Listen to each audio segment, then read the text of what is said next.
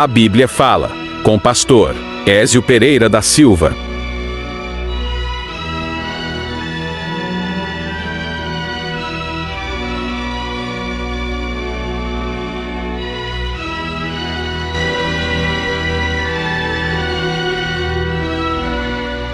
Bem-vindos mais uma vez ao nosso podcast, A Bíblia Fala. Mais uma vez, nós queremos agradecer aí a todos que têm nos assistido, que têm ouvido, que têm visto a nossa manifestação aqui da Palavra de Deus,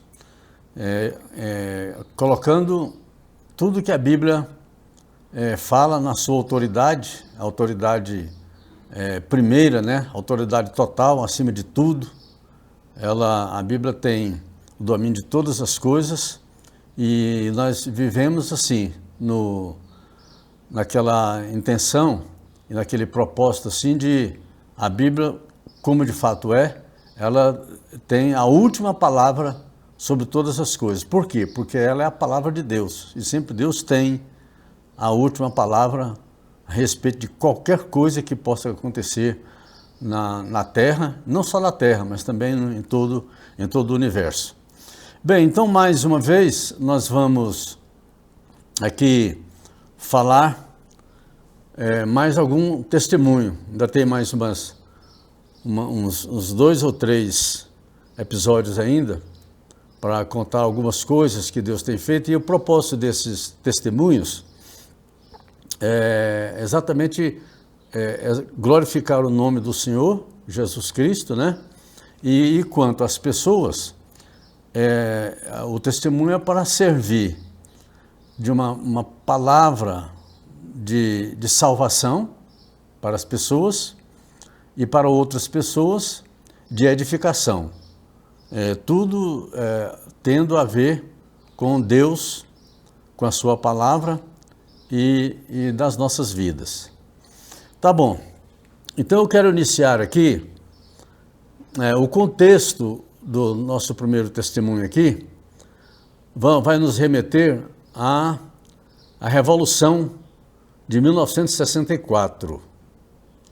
Então, o que eu vou dizer aqui está dentro do regime militar, que começou com a Revolução de 64, e nós estamos aqui especificamente, nesse testemunho de agora, em meados de 1967. Bem, eu servi na vida militar, eu servi a aeronáutica na base aérea do Galeão, no Rio de Janeiro. E eu servi lá durante um ano, e dado baixa, eu vim para Brasília e comecei aqui a trabalhar. Bem, e eu na época, eu não tinha decidido ainda a minha vida a Jesus Cristo. Quer dizer, eu não estava na igreja, estava fora da igreja. Então, em meados de 1967, foi o que mais ou menos aconteceu, esse aqui que eu vou compartilhar com vocês. Eu estava por volta de mês, eu não me lembro bem o mês, mas assim, acho que no início do segundo semestre de 1967. Bem, eu tendo dado baixa, eu vim para Brasília e passei a residir aqui em Taguatinga, no Distrito Federal. E morando aqui, eu recebi uma vez na minha casa, eu tinha chegado do trabalho, trabalhava lá no plano piloto, eu tinha chegado do trabalho, era por volta aí de, eu acho que umas 6h30, 7 horas da noite. E assim que eu estava me preparando ali para jantar, aí chegou em casa, bateram na porta lá, eram uns policiais da aeronáutica. Na verdade, eram polícias da aeronáutica, chamados de PA. Eles procuraram por mim, eu tinha acabado de chegar, estava preparando até para jantar. E aí eles disseram que precisavam falar comigo. E o que aconteceu então? Me chamaram lá para fora, fui atender ele. Aí eles disseram para eu acompanhar eles até a viatura deles, o carro que eles tinham deixado. Aí talvez em uns 300 metros, mais ou menos, fora da minha rua. E eu fui atender eles então, quer dizer, nem dei praticamente nenhuma saudação ali aos meus familiares, que eu tinha acabado de chegar. Bom, o que aconteceu então? Eles me falaram, depois que eu tinha chegado perto da viatura, falou, a viatura está esperando ali, tem acho que era, não sei se era um cabo, um sargento, que queria falar comigo. E aí falou, olha, você vai ter que ser conduzido à base aérea de Brasília, porque você precisa ter alguma coisa mencionando o seu nome, e você vai ter que nos acompanhar. E na hora fiquei pensando assim, poxa, eu nem cheguei em casa, nem jantei, nem falei com a família e tal, né? Bem, mas enfim, eles me informaram que eu precisava de ir ao Rio de Janeiro para prestar um depoimento. E então me levaram para a base aérea de Brasília, e eu não fui no dia, mas fui no segundo dia depois. Eu acabei dormindo lá na base aérea de Brasília. Eu não sei se foi no dia seguinte ou 2 dias depois, veio um avião, não me lembro que tipo de avião era, mas da FAB, um avião da aeronáutica. Então, eles falaram alguma coisa para mim e tal, e me informaram que eu precisava de ir ao Rio de Janeiro e ia ser escoltado até o Rio de Janeiro.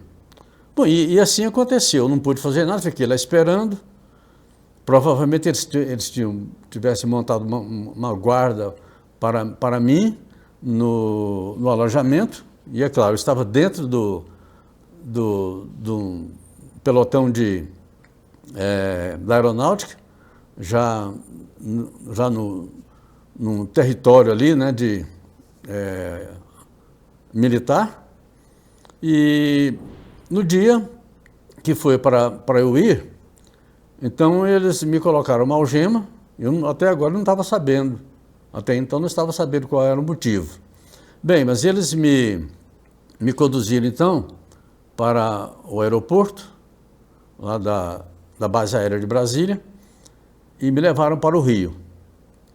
E quando chegou ao Rio, eu percebi, parece que, se não me engano, parece que eu estava entre 2 soldados da aeronáutica, sentado no banco dentro do avião. E quando eu cheguei, o avião fez o taxiamento e foi para o Correio Aéreo Nacional, o CAN, era a estação lá de passageiros lá do Correio Aéreo Nacional, que pertence ainda à FAB. Bem, e assim que eu cheguei, eu olhei através da janela e eu vi algumas viaturas que estavam lá. E depois eu fiquei sabendo, né, que as viaturas estavam lá com vários soldados, sargentos, oficiais e tal. Eles estavam esperando chegar de Brasília, que era eu, né? Estava esperando chegar de Brasília um bandido que tinha sido capturado em Brasília e tinha sido levado para lá. Bom, o que aconteceu então? Desci, eles me desceram, e aí entrei numa viatura deles lá, e eles me levaram para a Polícia da Aeronáutica na base aérea do Galeão, no Rio. Bem, e quando eu cheguei lá, me mandaram entrar numa sala, eu entrei em uma sala, e uma sala fechada, e eles perguntaram para mim o que é que eu tinha feito, se eu tinha alguma coisa para falar, o que eu tinha feito lá antes de eu ter dado baixa e ter vindo para Brasília. Eu falei, olha, vim normalmente e tal, saí tranquilo, dei baixa e fui para Brasília. Mas a gente queria saber o que você fez, pelo menos aí nos últimos 6 meses, antes de você ter dado baixa. Eu falei, mas sobre o quê? Eu falei, não. Ele falou assim, olha, tem uma acusação contra você aí, que você estava traficando armas das Forças Armadas, estava traficando para o parque de viaturas e que você foi acusado, tem um acusador seu aqui, que você era chefe de uma quadrilha, imagine eu, chefe de uma quadrilha. Então era chefe de uma quadrilha que agia no morro, um morro que tinha em frente, acho que no Morro Manguinho, se não me engano, alguma coisa assim, e de maneira que eu precisava de responder a isso. Aí me deram um papel, uma folha de papel ao maço, e falou para eu contar o que eu sabia, tudo, fazer um relatório e apresentasse para eles. Tá bom, então eu peguei, não sei se foi uma caneta, foi um lápis, e escrevi. Ele falou, você escreve tudo aí que aconteceu aí durante os seus 6 meses ou 3 meses últimos aí de você dar baixa. Bom, eu escrevi, relatei, enchi uma folha, tudo, né? Aí tá bom, aí passei, não sei se foi sargento, oficial, leu. Depois que ele leu aquilo lá, o meu depoimento, né? Eles falaram assim, olha, é melhor você contar tudo o que se passou com você e não adianta você vir aqui com história de carochinha, não. Você tem que falar realmente o que foi que aconteceu.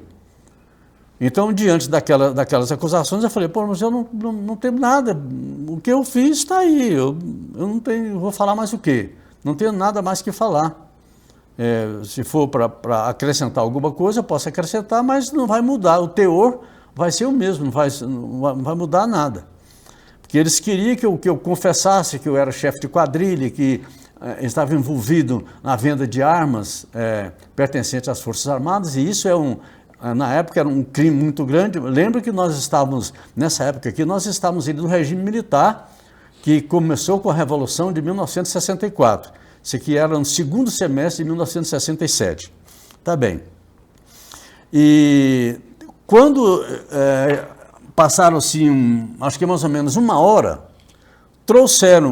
fizeram entrar dentro da sala um jovem amarrado, e eu conheci, eu acabei conhecendo o jovem, esse jovem chamava Cláudio, e eu o conhecia do local onde eu servia com ele, servia do Parque de Viaturas, na Avenida Presidente Vargas, no Rio. Presidente Vargas não, na Avenida Brasil, no Rio. Bom, eu conhecia ele. Inclusive, ele tinha uma ligação com os seus familiares. Eu fiquei sabendo já antes que seus familiares eram crentes, os familiares eram cristãos, eram evangélicos.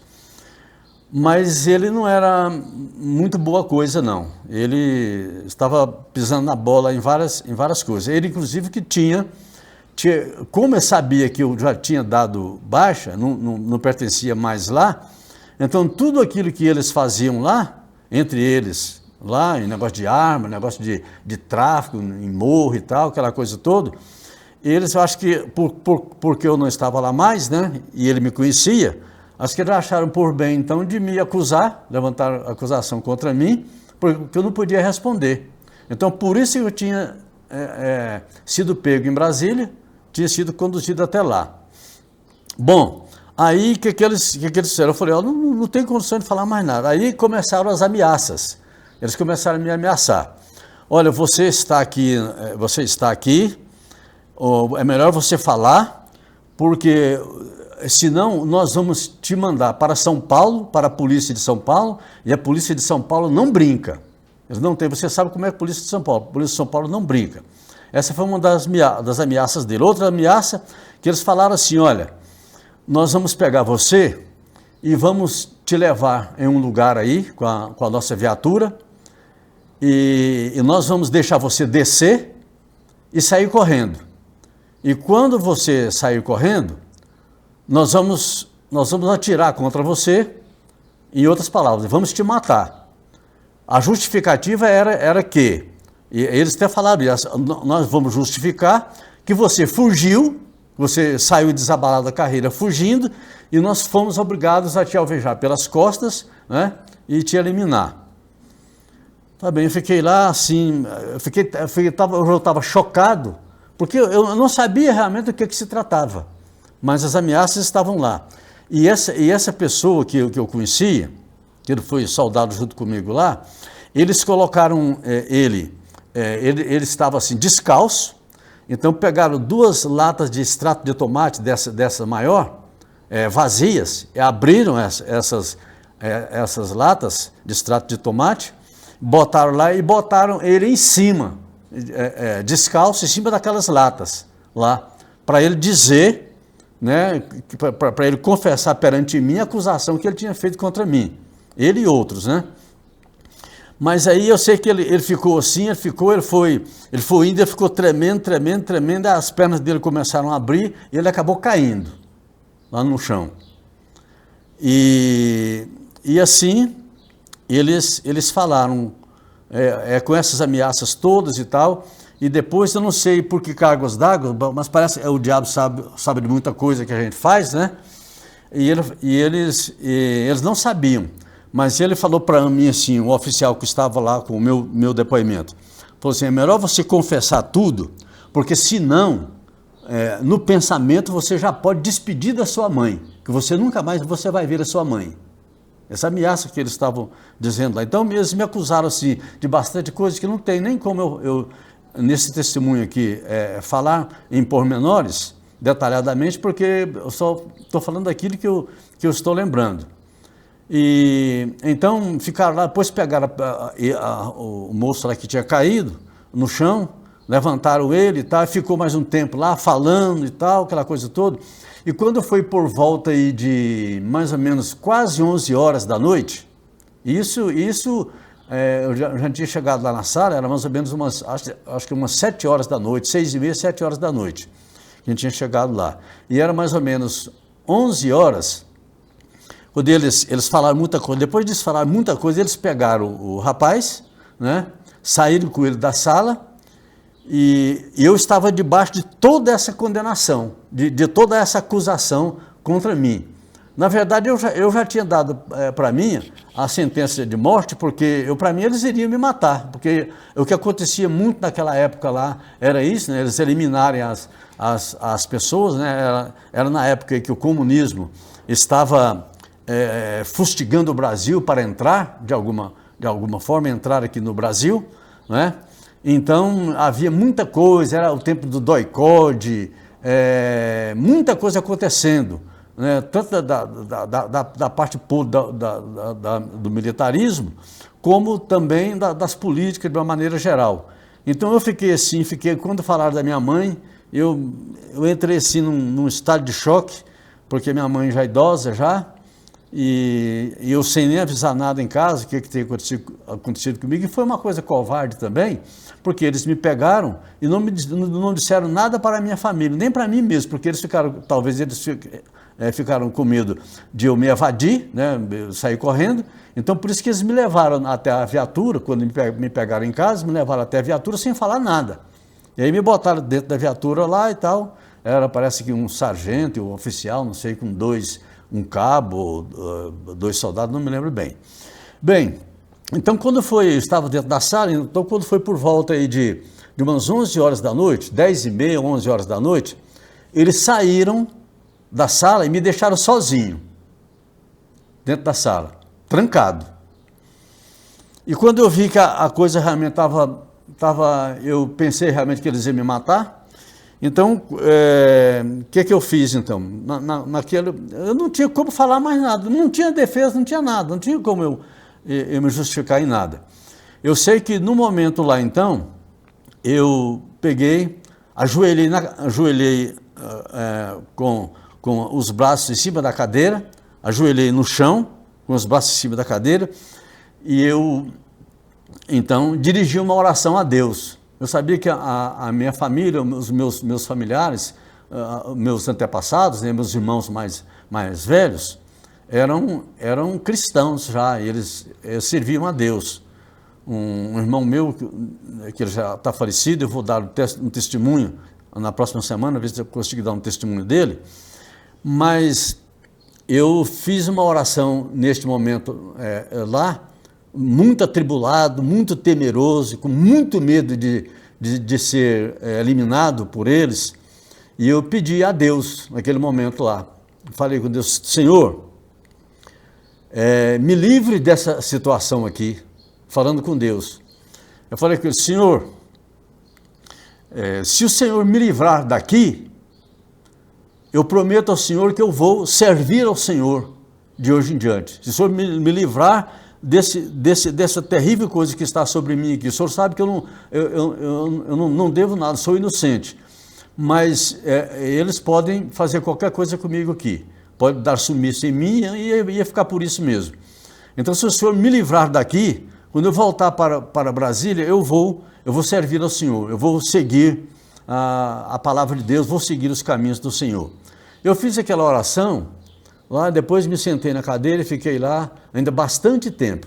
Então, quando foi assim, por volta de umas 11h30, antes da meia-noite, perto da meia-noite, chegaram e abriram a porta lá da onde eu estava. Aí, eu estava no pavimento térreo, me mandaram subir para o primeiro andar, onde ficava o alojamento dos soldados. E já era tarde, era praticamente meia-noite. Aí eu entrei e olha bem como acontecem as coisas.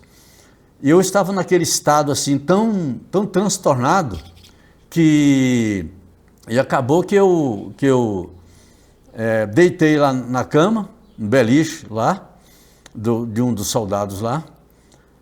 E interessante, nessa condição, eu não tinha como dormir, com essas acusações sobre a minha vida, eu não tinha condições de dormir. Mas por incrível que pareça, eu deitei, pouco tempo depois eu estava dormindo. Eu consegui adormecer. E quando foi assim por volta de 5 horas da manhã, antes das 5 horas da manhã, eu acordei e estava naquela, aí os pensamentos voltaram tudo de novo, tal. E eu sei que eu saí assim do alojamento, desci a escada, lá para o primeiro andar, e a sala ficava à minha direita, e eu sei que por volta de 5 horas da manhã, 5h10, um pouco depois das 5 horas, eu encontrei lá um oficial que estava dando plantão naquele dia lá, um sargento, e cheguei, assim, passei por eles assim. Na verdade, eles estavam na porta, uma porta grande, que ficava a porta do prédio, e que eles me abordaram e falaram assim: ah, você é o fulano de tal, né? Eu falei: sou, sim, senhor. Ele falou assim: olha, só vai aguardar aqui, porque nós estamos aguardando aqui só um avião da FAB para te levar de volta para Brasília. Ou seja, eu estava completamente livre. E não sei o que aconteceu com eles. Mas eu sei, uma coisa eu sei, que Deus ouviu a minha oração. Então eu esperei, não sei quanto tempo, quantas horas foi, mas depois me botaram num avião, já livre, um avião da FAB, do Correio Aéreo Nacional, e vim de volta para Brasília, livre. Não sei o que aconteceu por lá, nem sei o que aconteceu com o meu acusador, e eu tenho o nome dele até hoje, Cláudio. Eu até oro por ele e peço a Deus, se ele não tiver morto, se ele não tiver falecido, que Deus salve a vida dele também. Bom, aí o que aconteceu então? Naquele desespero meu, o que aconteceu? Eu fiz uma oração a Deus, né? E falei com o Senhor que se Ele me livrasse daquilo lá, quando eu chegasse em Brasília, eu ia procurar, ia para a igreja e seguir os caminhos do Senhor e tal. O que aconteceu comigo? Eu fiz isso? Negativo, não fiz. A promessa, quer dizer, Deus fez a parte dele, me livrou daquilo lá. Tanto é que eu nem fiquei sabendo de mais nada. Mas o cumprimento da minha palavra houve cumprimento? Não cumpri minha palavra. Aí fui pegar com os amigos que eu tinha, fazer serenata, beber cerveja, tal, cantar, sair pelas madrugadas andando, quer dizer, eu continuei a fazer aquilo que eu fazia antes de ser preso. Então, eu continuei lá nas farras, lá com os meus amigos e tal, né? Até que um dia eu estava trabalhando, voltei para o serviço que eu estava e tal, mas um dia eu, regressando do trabalho para casa, eu me encontrei com um irmão meu que trabalhava perto onde eu estava trabalhando também, e peguei uma carona com ele para vir, já no final da tarde, por volta de 6h30, 7 horas da noite, coisa assim. Aí peguei essa carona com ele e viemos, eu lembro até a viatura que foi uma Kombi, o carro que nos trouxe. Aí nós paramos em um lugar onde ele costumava parar todo dia, paramos em um determinado bar, que era conhecido dele, e ali ele tomava cerveja, tomava um trago de uma bebida, alguma coisa assim, qualquer, né?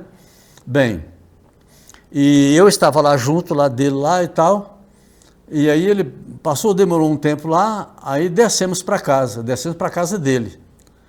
E nesse dia, nós chegamos na casa dele, por volta, anoitecendo já, o dia, né? Era, acho que imagino, por volta de umas 7, 7h30, 8 horas da noite, por aí. Quando nós chegamos lá na casa dele, uma irmã minha, que morava em Goiânia, cristã, mulher de Deus, ela estava lá esperando. E quando nós chegamos lá, ela na casa, quando nós chegamos na sala, ela já percebeu um cheiro, né, de bebida que o meu irmão tinha bebido. Meu irmão Sebastião tinha bebido. E eu não sei se eu bebi alguma coisa, se eu tomei alguma cerveja, não sei, não me lembro bem. Mas eu sei que é o seguinte, ela achou ruim com a gente lá, e ela falou assim: poxa, como é que estão as vidas de vocês aqui perante Deus? Aí ela falou: e eu oro por vocês todo dia, eu oro e jejuo por vocês, estou assim fraca de tanto jejuar, fazer votos, pedir a Deus e tal, e falou. Depois que ela falou uma porção de coisas, ela falou assim: vocês querem reconciliar com Deus a vida de vocês? Aí eu estava junto com o meu irmão, assim, ela falou: vocês quiserem entregar a vida de vocês ao Senhor Jesus, reconciliar com Ele, eu quero orar por vocês então. E aí eu falei: eu quero. E fui me ajoelhar para orar, né, para ela orar por nós, né? E meu irmão ficou em pé. Aí ele ia falar alguma coisa, né? Talvez uma negativa, dizer que não e tal, né? Eu sei que eu levei a mão no ombro dele assim, peguei e forcei ele também, juntamente comigo, e nós dois ajoelhamos lá. E ela orou por nossas vidas. Então, nós entregamos, né, reconciliamos com Deus, entregamos as nossas vidas ao Senhor. E isso foi, se não me engano, parece que no dia, se não me falha a memória, isso parece que foi no dia 16 de novembro de 1967. Se não me engano, acho que foi isso. Ou isso, ou um dia antes desse, eu não me lembro bem. Mas sei que naquele momento lá, tanto eu como meu irmão, nós entregamos as nossas vidas ao Senhor. Convertemos, né, nosso coração a Deus. E aí, já no dia seguinte, já tinha uma igreja na época chamada Brasil para Cristo. Nós nos dirigimos a essa igreja. Não sei se isso era no dia de sábado, não me lembro bem se era no dia de domingo, Eu sei que a gente foi para a reunião. Eu fui, não me lembro se meu irmão também foi, mas eu sei que eu fui para essa igreja que ficava perto de casa lá. Bem, e aí qual foi a minha intenção? Eu já fui, aí parece que foi dia 17, né, de novembro de 1967, e cheguei lá, tinha reunião de oração, era só a igreja não estava reunião de portas abertas, reunião de oração. Aí eu entrei para participar da reunião de oração, participei da reunião da oração e tal, e tá bom. Aí terminou, e aí quando foi no outro dia já tinha uma reunião de culto público. Isso, se não me engano, parece que era um dia de sábado, se não me engano, nessa reunião. Eu estive lá, e bom, então no caso seria dia 18, né, de novembro de 1967. E no dia seguinte, que era um domingo, ia ter um batismo. Eu falei assim, eu quero me batizar.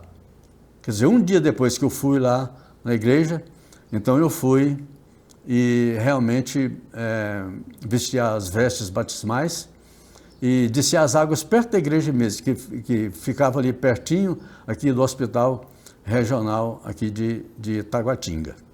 Então, recebendo Jesus da maneira que eu recebi, desesperadamente, né? Com a ameaça de ser uma das ameaças que eles me fizeram lá, quando eles estavam me investigando, que eles iriam atirar em mim, né? Ou então me atropelar. Então eles iam passar o carro em cima de mim, iriam me atropelar. Então, assim, com essa ameaça, né, de atropelamento, de eliminação e tal, então eu fui completamente livre daquilo lá, e no dia 19 então, de novembro, eu me lembro bem, aí fui batizado nas águas. Então daí eu comecei a servir a Deus, converter para servir ao Senhor. Bem, eu acho então que vou também prosseguir aqui.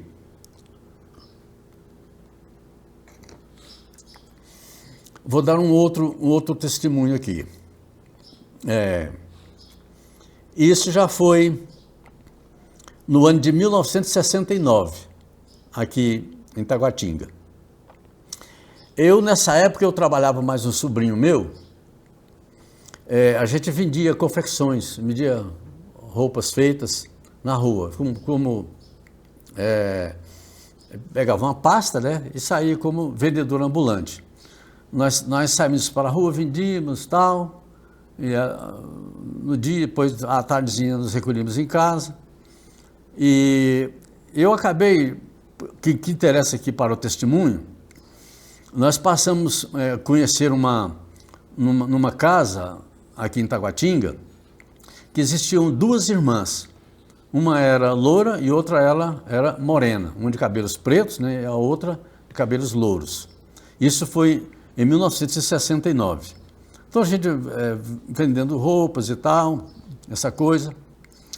Bem, e então a gente ficou conhecendo. Quando foi um dia, eu estava em casa, eu estava na minha casa, eu estava esperando ali já o almoço, era acho que por volta de 11h30, meio-dia, alguma coisa assim, estava esperando para almoçar. Bem, enquanto se preparava o almoço, me deu uma vontade de ir lá na casa dessas duas irmãs, que sempre que ia lá, ela comprava alguma coisa, era cliente da gente já. Então ela comprava alguma coisa, uma peça ou outra e tal. Sempre que a gente passava lá, ela se dispunha a comprar alguma coisa. Tá bem. Então, como era perto de casa, eu pensei assim, enquanto eu esperar o almoço então, eu vou lá e vender alguma coisa para elas. Eu fiquei naquela intenção, né, de vender alguma coisa para ela, e depois eu volto, enquanto isso o almoço fica pronto, eu venho e almoço. Bom, aí eu cheguei lá e me sentei lá na sala, aí as duas vieram me cumprimentaram, e a sala tinha algumas outras pessoas assim e tal, né? Aí fiquei por lá, sentado na sala e tal, um conversa, outro também conversa. E eu pude perceber que aquelas duas irmãs, coitadas, acho que eram irmãs sim, eram duas irmãs sim, mas pelo visto, parece que elas não estavam vivendo uma vida boa, uma vida, perante Deus, uma vida limpa, né? Então a impressão que elas passavam para a gente é que elas tinham encontros amorosos, né? Assim, na sua casa, sempre que chegava lá, tinha pessoas frequentando, homens, né, entrando e saindo e tal. Então a gente pôde perceber isso, apesar de elas não falarem nada, mas a gente percebeu isso lá. Então nesse dia que eu cheguei lá, eu estava sentado lá na sala e tal, e conversa vai, conversa vem. Eu sei que uma das irmãs, que era loura, estava lá na sala, e a outra, não sei se saiu ou se estava lá para a cozinha, algum outro ambiente lá. Eu sei que a gente estava conversando e de repente apareceu lá, foi ventilado um assunto. É o seguinte, naquela semana, uma semana atrás, na Avenida Comercial aqui em Taguatinga, houve um acidente com uma Kombi, e um acidente muito grave. Essa Kombi, se não me engano, parece que ela estava, não sei se com 9 ou com 11 pessoas. Eu sei que essa Kombi, ela bateu lá na Avenida Comercial, e eu sei que morreram no momento do acidente, morreram, eu não sei se foram 5 ou 6 pessoas, 4, 5 ou 6 pessoas, eu não me lembro exatamente quantas pessoas morreram lá. E o resto das pessoas, eles tinham ido para o hospital, estavam internados. E nessa conversa lá, eles conversando entre eles e tal, eu entrei na conversa também, e eu fiquei sabendo, eu tinha lido, né, no Correio Brasiliense, no jornal, que desse acidente que havia, parece que eu estava esse dia que eu estava na casa delas lá, se não me engano, era uma segunda-feira.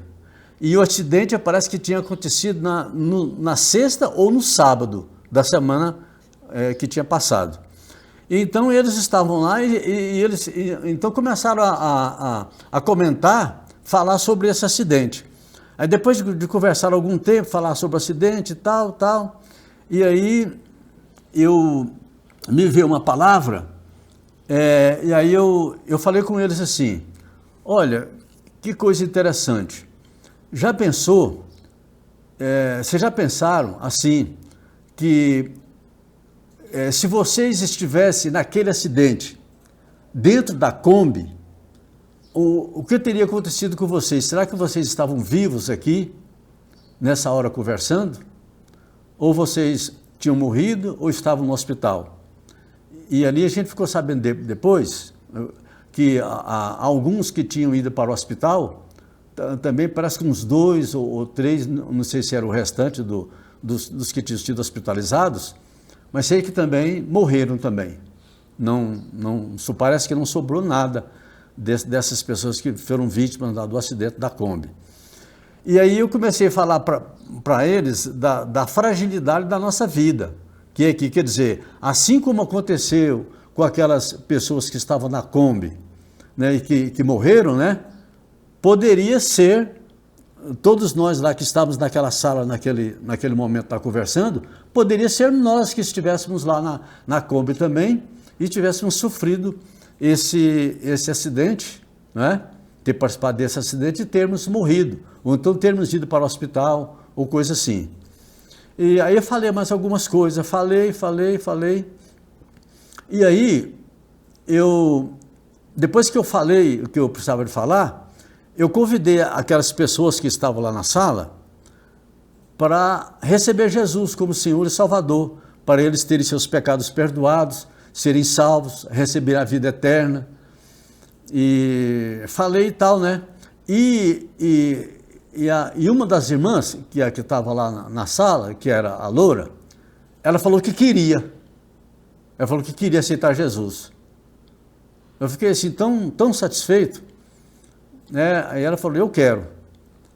Aí eu falei, você quer? Ela falou, quero. Eu falei, então eu vou orar por você, eu vou orar por você então aqui. E aí pedi para ela fechar os olhos, mas eu não fechei os olhos. Eu orei, né, por ela, mas orei de olhos abertos. A intenção minha na hora foi para eu não dar escândalo, não dar um vexame para as outras pessoas que estavam lá. Estavam lá mais umas 3 ou 4 pessoas, não me lembro quantas mais, né? Eu falei, então eu vou orar por você. Então aí orei por ela e, final de contas, eu peguei, já estava na hora, né? Já estava um pouco tarde, passado a hora de almoço, parece que até me chamaram lá para almoçar, eu falei que não, já tinha almoço em casa esperando, eu ia para casa.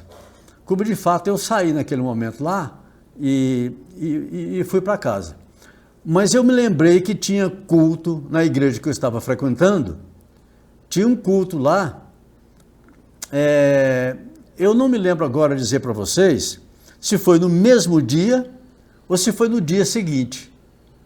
Então, eu não me recordo bem mais, se foi no mesmo dia ou no dia seguinte. Falei, olha, vai ter um culto na igreja, aí dei o endereço para ela da igreja, à noite, às 7 horas da noite, ou então amanhã, como não me lembro da data, se foi no mesmo dia, se foi no dia seguinte, eu sei que eu dei para ela lá no momento a hora do culto lá e dei o endereço para ela, onde é que eu estava frequentando, a Igreja Evangélica Avivamento Bíblico, que estava aqui na Avenida Comercial Norte, em Taguatinga. Bom, e aí então eu fui para casa e tal.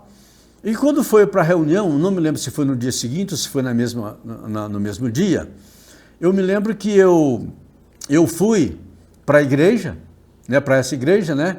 E quando eu cheguei lá na igreja, eu esperei vê-la lá, eu esperei que ela tivesse atendido o meu convite e tivesse lá. Mas eu olhei nos bancos todos assim, não a vi. Eu vi que ela não estava lá. Tinha alguns irmãos lá e tal, mas vi que ela não estava lá. Aí eu me lembro até que eu me ajoelhei, peguei no primeiro banco, que estava do lado direito, assim, na frente. Eu sei que eu ajoelhei naquele momento lá e comecei a pedir a Deus por ela, por aquela irmã, a loura que tinha aceitado Jesus, ou no dia anterior, ou naquele dia mesmo. Então, eu orei por ela e tal, aí pedi, Senhor, traga ela para aqui, para a igreja, para essa reunião e tal. Orei lá, não sei quantos minutos mais ou menos. Eu sei que eu orei assim, alguns minutos.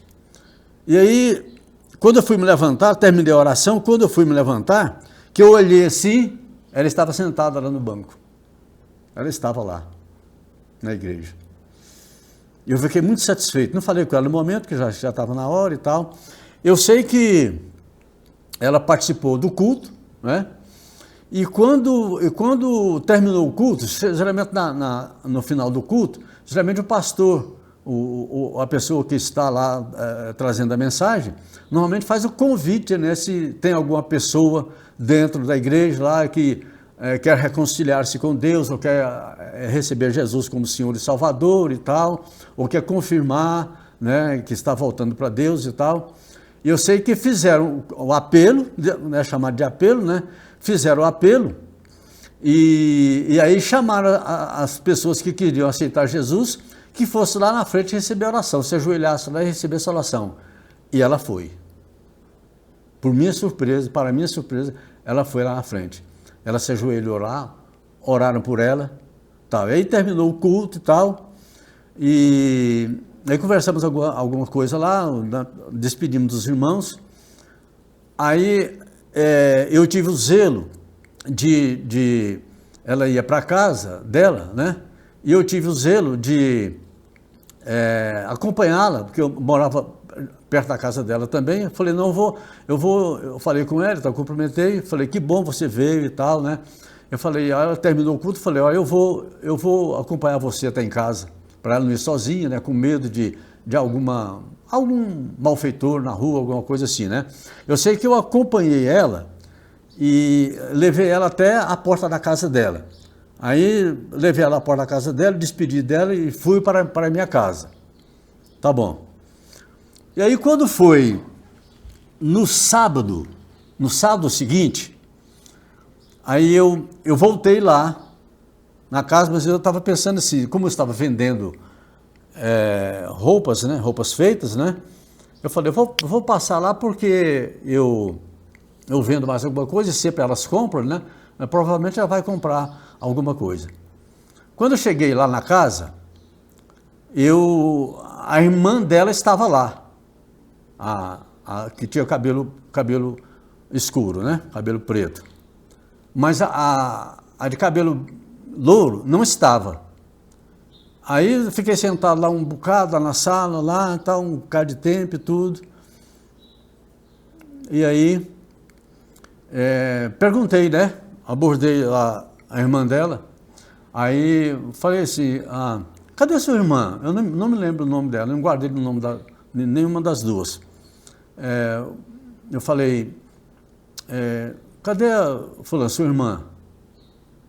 Aí ela falou para mim assim, ué, o senhor não ficou sabendo?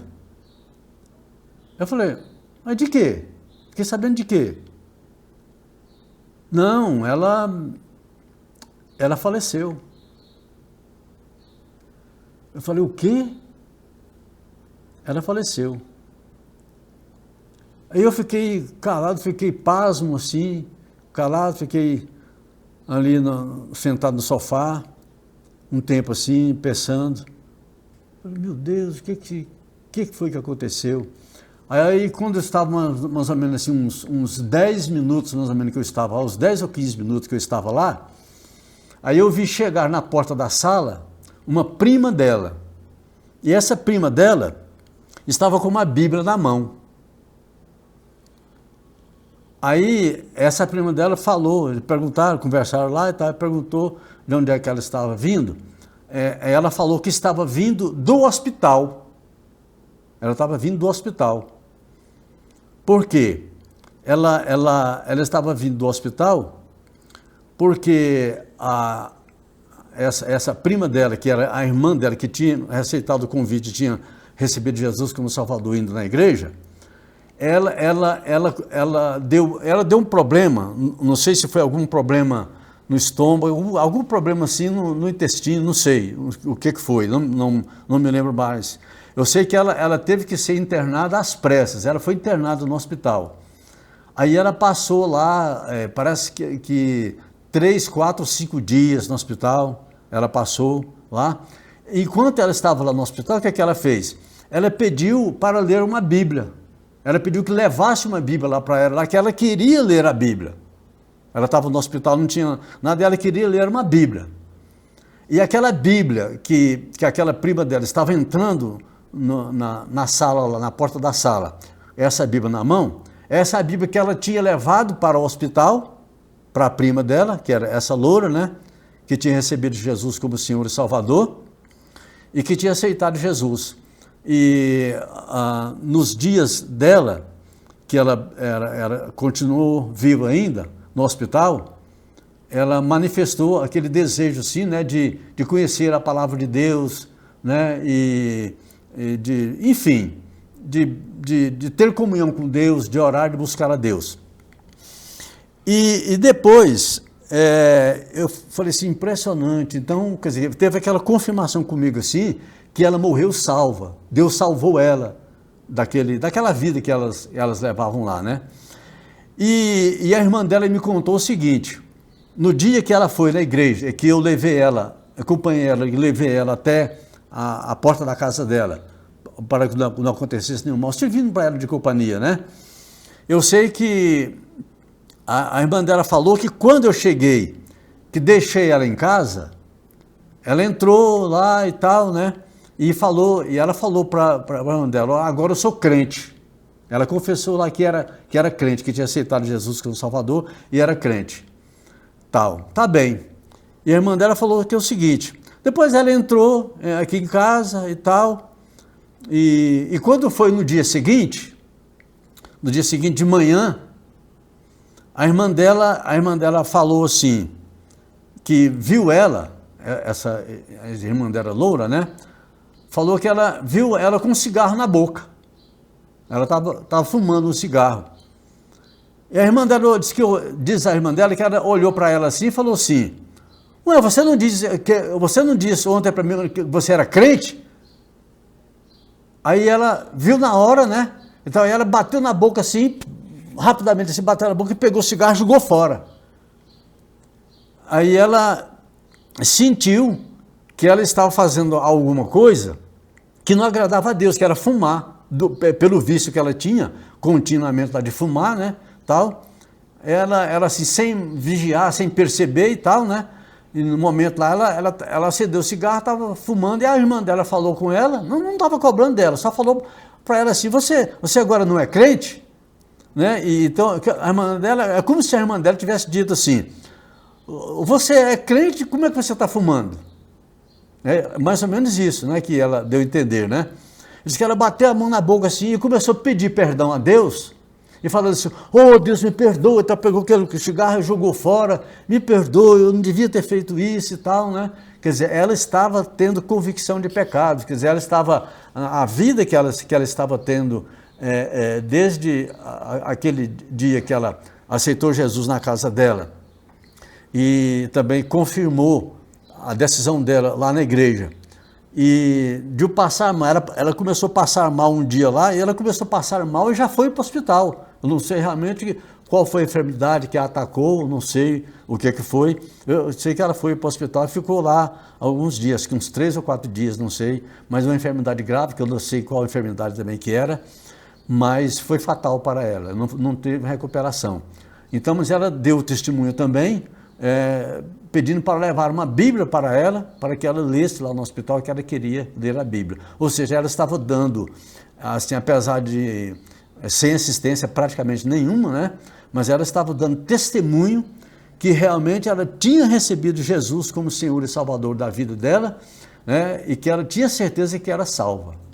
E então, ela faleceu, mas ficou esse testemunho aqui na minha mente, na minha memória, para dar, que ela recebeu Jesus como Senhor e Salvador, pela providência, né, que Deus teve comigo, né, de mandar eu ir lá na casa dela naquele dia, para falar sobre o acidente, né, da Kombi, né, e eu achando que eu ia vender alguma peça de roupa para elas lá, mas isso é o que passava na minha cabeça, mas eu não sabia que ia ter essa conversa com eles lá, que estavam lá naquela hora lá na sala, e nem também que ia falar da Kombi, porque o assunto da Kombi não foi eu que trouxe, eles que trouxeram lá esse assunto, mas também não estava com intenção de pregar o Evangelho, mas acabei pregando, dando testemunho e convidando a pessoa para receber Jesus como Senhor e Salvador, e a pessoa recebeu, confirmou na igreja, confirmou no hospital,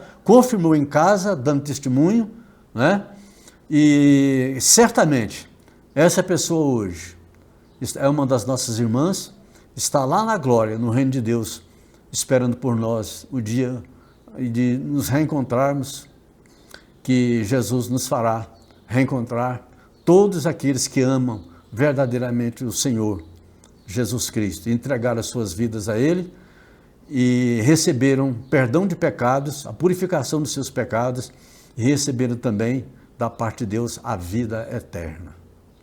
Então eu quero encerrar aqui esses meus 2 testemunhos, e se Deus quiser, provavelmente no próximo episódio, eu vou continuar aqui ainda tem alguns testemunhos aqui para dar ainda. Eu lembro que eu vou dar um testemunho aqui, falando a respeito de ressurreição, tá bom? Vocês fiquem atentos, não percam, que quando eu não sei se vai ser no próximo episódio ou no outro seguinte, eu sei que eu vou dar testemunho aqui de pelo menos 2 ressurreições que aconteceram aqui no Brasil, Goiânia e Brasília, tá bom? Mas eu quero, em nome de Jesus Cristo, dar esse testemunho para vocês, ainda completando dizendo que Deus continua fazendo a mesma coisa que fez lá na igreja primitiva, fez no tempo dos apóstolos, que os dons de Deus continuam até hoje, Deus continua falando até hoje, continua curando, continua libertando, continua salvando. Os dons espirituais continuam a mesma coisa, sem ter mudado nada. Não cessaram os dons espirituais, não cessaram. O Espírito Santo de Deus não cessou de atuar, mas eu estou dando alguns testemunhos para vocês, só realmente para servir de testemunho para vocês, para que Deus salve aqueles que não foram salvos, Deus edifica aqueles que precisam de edificação, mas também para testemunhar que Deus é vivo, o Espírito Santo é vivo, e Deus está atuando hoje na face da terra, como ele atuava lá na igreja primitiva, atuava no tempo dos apóstolos e continua atuando, o Espírito Santo dando dons do seu Espírito para desenvolvimento da igreja dele, para a salvação de vidas e a edificação de vidas em nome do Senhor Jesus Cristo. Então o Senhor Jesus Cristo, ele é o mesmo ontem, hoje e para sempre, eternamente. Ele nunca muda, ele será o mesmo. Então agradeço aí a oportunidade de ter compartilhado com vocês a palavra de Deus aqui neste dia e que vocês recebam, quem não recebeu Jesus ainda como Senhor e Salvador, recebam Jesus como Senhor e Salvador das suas vidas, para vocês terem os seus pecados perdoados, vocês receberem a vida eterna e irem morar com Jesus Cristo naquele dia, no reino celestial, no reino que está preparado para nós já, antes da fundação do mundo, tá bom? Deus que abençoe a vida de cada um de vocês, abençoe as suas famílias, em nome do Senhor Jesus Cristo. Sobre o tempo do fim, o livro A Segunda Vinda, a Grande Tribulação e o Arrebatamento, escrito por Ézio Pereira da Silva, aborda de forma profunda e abrangente a escatologia, o estudo das últimas coisas. O autor explora as profecias do Antigo e Novo Testamento, os ensinamentos de Jesus e dos apóstolos sobre os últimos dias, além de traçar um panorama histórico profético que culmina na inauguração da Era Eterna Futura. Enviamos para todo o Brasil.